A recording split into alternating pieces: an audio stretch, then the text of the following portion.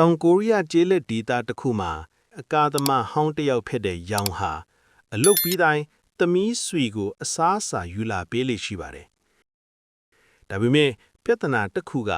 ဆွေဟာနိုင်ငံတော်ဝန်ပြန့်နှံ့နေတဲ့ virus တစ်မျိုးကြောင့်စွန့်ပြီးဖက်သွားခဲ့တာပါ။အရင်ကတော့ဆွေဟာအကကိုချစ်တဲ့တာမန်ဆယ်ကျော်သက်တစ်ယောက်သာဖြစ်ခဲ့ပါတယ်။ဒီနေ့မှာအိမ်ရှိမှာလူနှစ်ယောက်ကကန်သလိုလှုပ်ရှားနေတာကိုတွေ့ပြီးမကြခင်မိမကယောက်ျားကိုကိုက်စားလိုက်တဲ့အခါ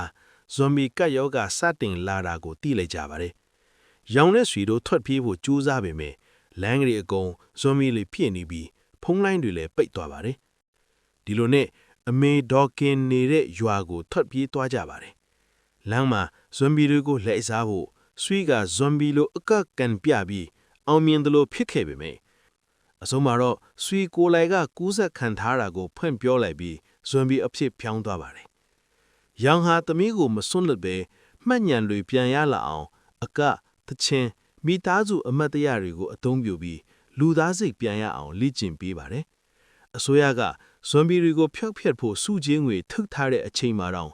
ရောင်ကသမီးကိုကာကွယ်နေသေးပါပဲ။နောက်ဆုံးမှာစစ်တပ်တွေဝိုင်းထားတဲ့အချိန်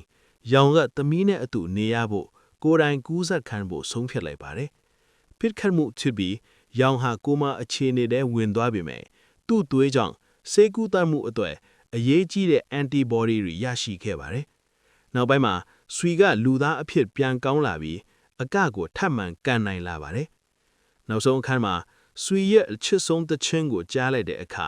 ကိုမထဲမှာရှိတဲ့ရောင်ရဲ့လက်ကြောင်းသချင်းရဲ့တန်တလိုက်အတိုင်းအနှဲငယ်လှုပ်ရှားသွားပါတယ်။အဖေတယောက်ရဲ့မေတ္တာနဲ့အစွမ်းထက်ဆုံးကာကွယ်မှုကဒီဇလန်ရဲ့အဓိကပါပဲ။